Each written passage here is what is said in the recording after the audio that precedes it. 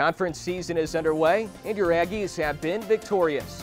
We've got the top 10 plays from the men's basketball win over UMKC, and head coach Marvin Menzies will stop by to recap the win against the Roos and also discuss his team's upcoming road games in the WAC. Aggie women's basketball also started WAC play with a win as they took down UMKC in Kansas City last weekend. Head coach Mark Track's team has now won 8 of their previous 9 games. Coach will join us in the studio to talk about the recent stretch. It's been a great week for Aggie basketball, and today we break it all down. This is New Mexico State Sports Weekly.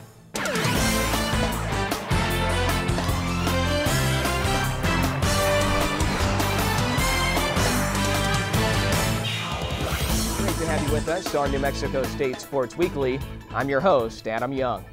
Your Aggie men's basketball team continues to roll. The Aggies started WAC play with a convincing 63-45 win at the Pan American Center against UMKC.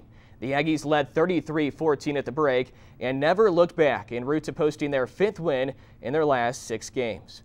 Let's look at the top 10 NM State plays from the Lou Henson Classic versus UMKC.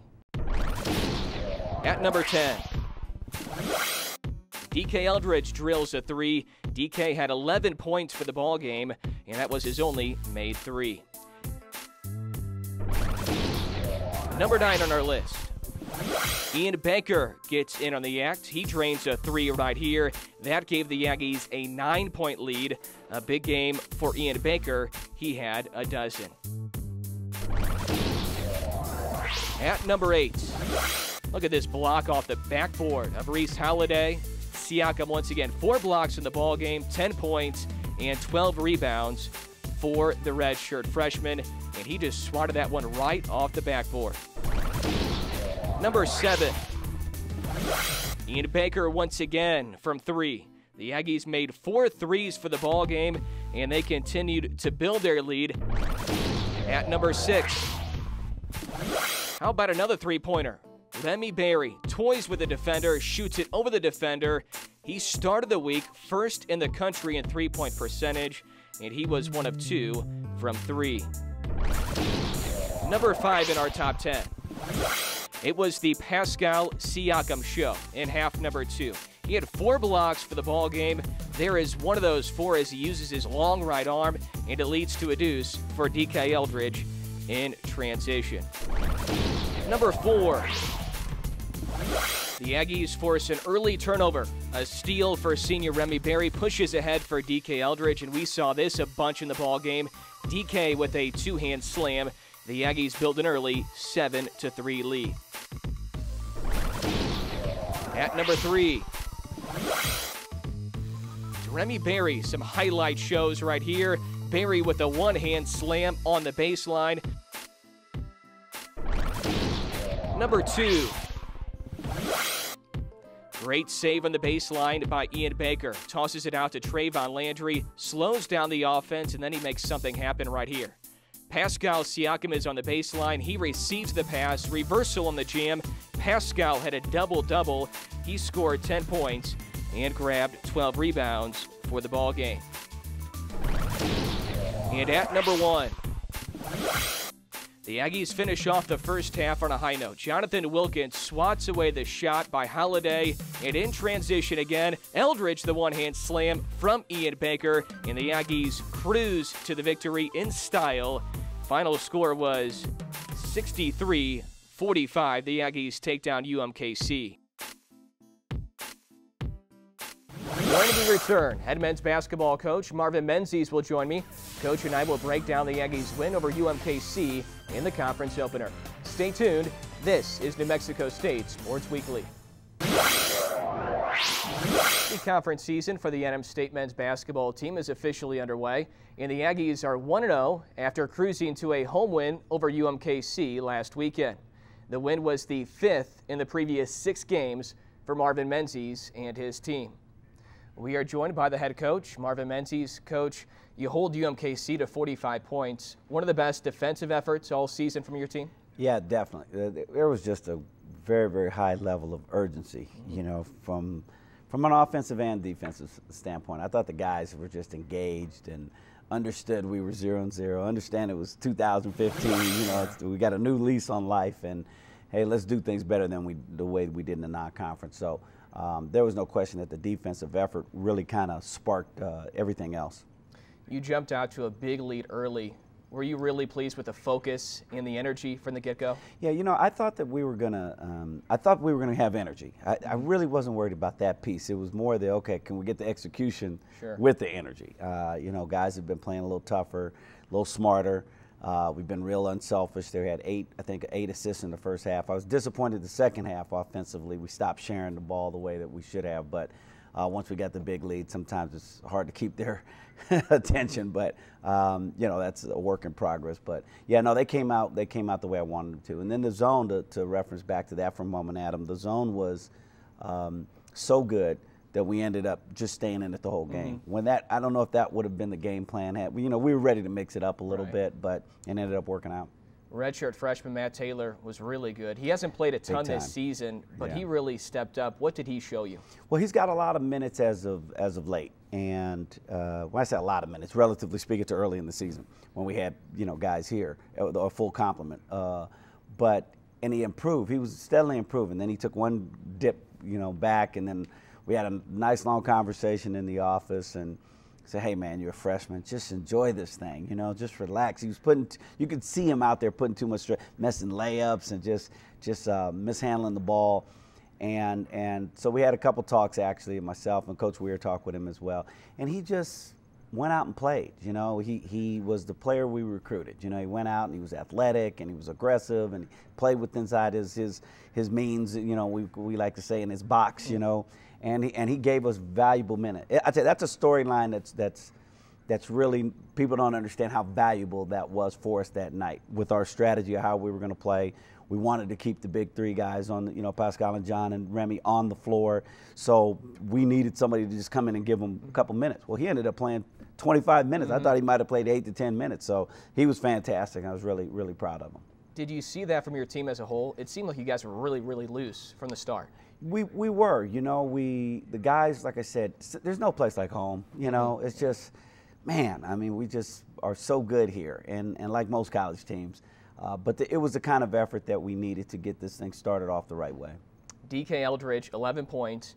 He's been able to string together some good games offensively. Is he breaking out of this mini funk? You don't even want to talk about it. It's just like, okay, let's just keep moving forward. It was the elephant in the room for a while, but we just kept going through and plugging along. And, shooters have their streaks, but one thing he always brought, which was kind of undersold, was his defensive intensity has been fantastic. So now he's bringing back the offense with the defense and being the senior we need him to be. When we return, Coach and I will look ahead to his team's upcoming road games against Bakersfield and Seattle. We're back after this on New Mexico State Sports Weekly. Just trying to get the guys to stay relaxed, stay positive, enjoy this journey of the conference, and throw some different drills in and just keep it fresh. I think that's important at this stage of the year because you grind them the same way a lot of times with the same drills, and even though it's necessary and it's educational, it still can, you can keep them engaged a little bit just by changing things up. The Aggie men's basketball team hits the road for a pair of away games this week. The Aggies look for a 3-0 start in WAC play as they travel to Bakersfield and Seattle. Head coach Marvin Menzies is back with me in the studio. 2 road games this week, Coach. Yep. What can you tell us about Bakersfield and also Seattle? Well, both teams are teams that we're pretty familiar with because they've both got a lot of guys back. And one of the things about Bakersfield that is, it's as we were talking off camera, there's depending on which team shows up for Bakersfield, it could be a really, really competitive game. They just have their ebbs and flows, as a team. It's one of those, they're hard to figure out. You watch them play against Cal and you go, boy, they are really, really good, and then they'll have another game and go, gosh, they're struggling offensively tonight. So, we just got to make sure we got to do, what we got to do to keep them down. And by that, I mean defensively, we've got to give our best effort on the road. When you go out and you play away from Pan Am, you've got to be really, really good defensively. So that's going to be our main focus to try to limit them in possessions as well as high offensive execution. Only 4 wins for Bakersfield, but they have that road win in Berkeley against California. It seems like they played a really tough non-conference schedule, just like your team. Did you see that? They had some good, I think we had a better strength of schedule than they did, but they did have some tough games. One thing, Adam, is they've played. When you look at their record, you go, okay, this is a team that we should be okay with. Mm-hmm. Well, they're 2-10 when they play Cal. Cal's 10-2, and they end up losing. These games are all individually, mutually exclusive of each other. They really are, and they have lost. I mean, they've lost a lot of games by 2 and 3 and 4 points. So they've been battle tested as well. So it's game time. It's go time. It's conference. It's a new year. We've got, like I said earlier, a new lease on life, and it's about taking care of these games one at a time. We'll worry about Seattle as a coaching staff. Prior to Thursday, we'll do research and scouting on both teams, but we won't even talk about Seattle until the game is complete on Thursday. You've won 5 of your previous 6 now, but I'm sure you're still trying to improve in some areas. How can your team improve? Well, there's a lot of areas actually. There's things that really hindered us early in the season, which were a couple things to point are probably our turnovers and our rebounding. We're marquee, statistics that we just had to improve on to be better. And then we did. Now, we got a lot better in the rebounding department, but nowhere near as close as how we should be. And so that's one area that is still, we're holding these guys accountable from a rebounding standpoint in terms of showing them film and implementing drills and just barking out at practice when they miss blockouts and they don't go offensively and things of that nature. And then on the turnover side, we just fundamentals, man, just back to basics, just guys, triple threat, give a target hand, we always say possession over position. So if you've got to release your position to make sure we keep the possession, so many times they want the ball to come, to be a perfect pass. Well, not all passes are perfect with some ball pressure on the passer. It's, sometimes he throws an errant pass. So you got to be able to react, and so on and on and on and on. So that's an area where I feel like if we could really continue, and we've been good lately, but if we could keep that shored up and even improve there and get down to 4 and 5 turnovers a game, well, now you're in business. Now you're playing NCAA basketball. Log on to nmstatesports.com to keep up with your Aggies as they continue conference play on the road this week. Good luck on the road, Coach. Thanks. When we return, head women's basketball coach Mark Track will join me in the studio to recap his team's positive start in WAC play. Stay right where you are. This is New Mexico State Sports Weekly.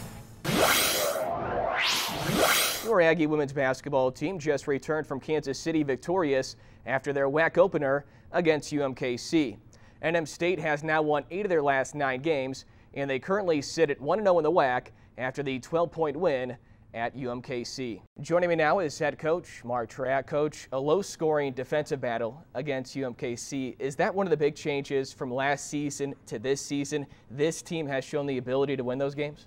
Yeah, we play much better defense. We play better defense on the road. I mean, to win on the road, you got to defend, you got to rebound, you've got to make free throws, and I think we've done that. And the kids are a year older now. All the freshmen are now sophomores. All the sophomores are now juniors. So I think the experience is starting to kick in, and we're starting to understand how to play 40 minutes of basketball. Sophomore Brianna Freeman had a career-high 22 against the Kangaroos. Just how good was she over the weekend?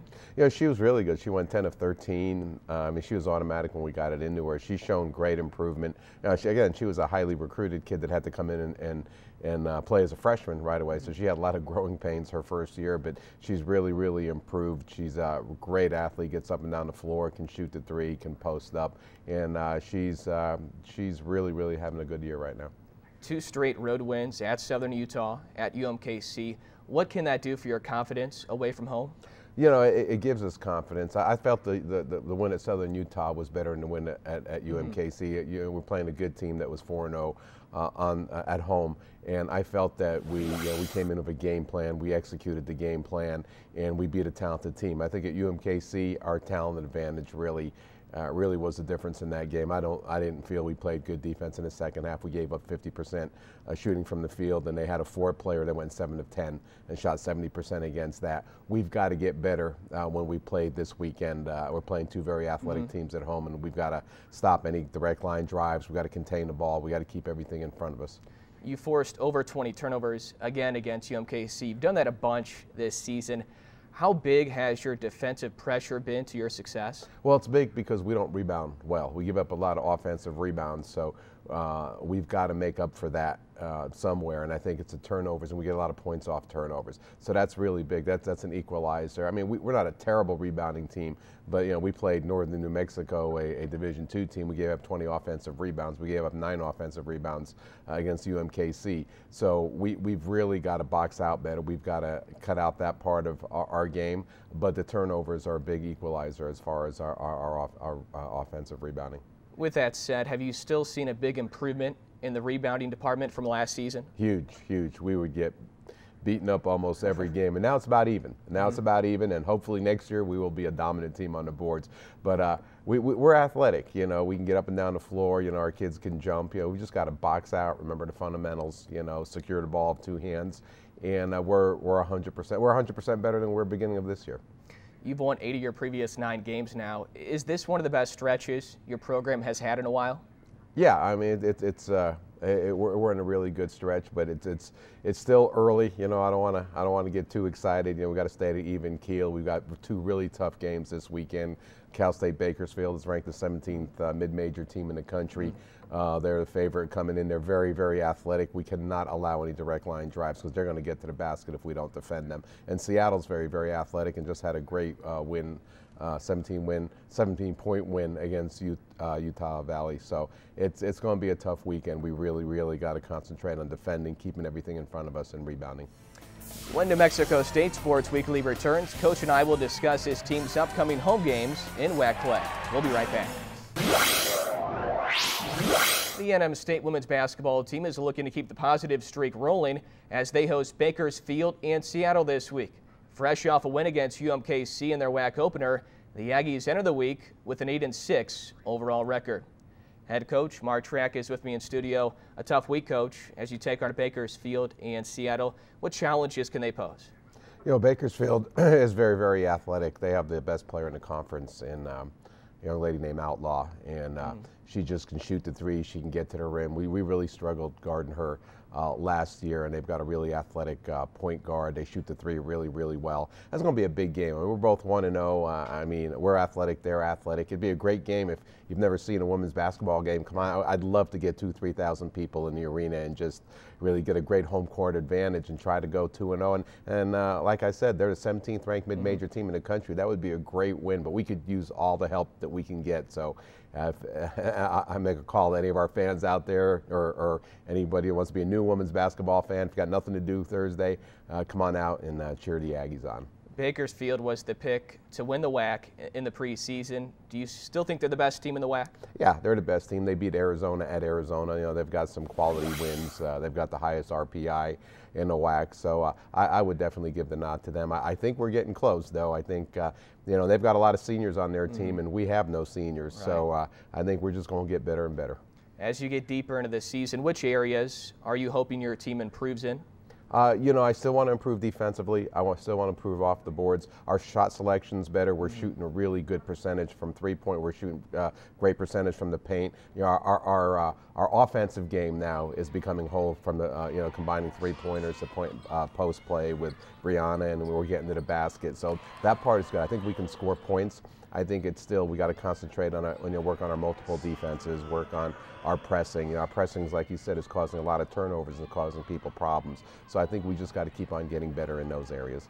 After an 0-5 start, you made the changes defensively to multiple defenses. Is that a big reason why you've had success? Yeah, it's a bit, it's something. We had a lot of injuries when I was coaching at USC. We went to the Pac-10 tournament, and I was starting 5 guards, and we said we got to do something different. So we implemented that system, made the Pac-10 finals. Upset 2 nationally ranked teams, and I figured, with our, we're not really the biggest team, and this year I said let's just try that system again, and we implemented it before the New Mexico game, we started forcing turnovers. We kept people off balance with multiple defenses, changing defenses, sometimes changing on the fly. So it's really been beneficial, and our kids really have bought into it. They really, really like it. Did you figure that would work because of the athleticism your team has? You know, I just felt that despite our athleticism, we weren't containing the basketball on our man-to-man. So it was more containing the basketball, keeping everything in front of us, making people beat us from the outside, and it worked. I mean, people make some threes against us because we're in a zone a lot of the times, but it's kept people off balance, and it's really improved our defense. Finally, Coach, you're at home this week. How important is it to protect the home court? Very important. I mean, we just got one on the road, and you've got to sweep at home. It's very, very important. We're focused on Thursday. We're focused on, getting after it against Cal State Bakersfield, but it is. We got two big games, and believe me, we are looking at the first possession of that game on Thursday night. We're not looking forward to anything.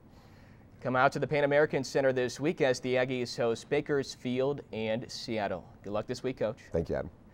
Tickets for men's and women's basketball are on sale. To be part of the excitement, call the Aggie ticket office at 575-646-1420. You can also get your tickets online at nmstatesports.com or ticketmaster.com. If you missed any part of today's show, check us out on YouTube, and also be sure to stay up to speed on social media by liking New Mexico State Athletics on Facebook and following us on Twitter. That will do it for this week's installment of New Mexico State Sports Weekly. I'm Adam Young saying thank you for watching, and go Aggies.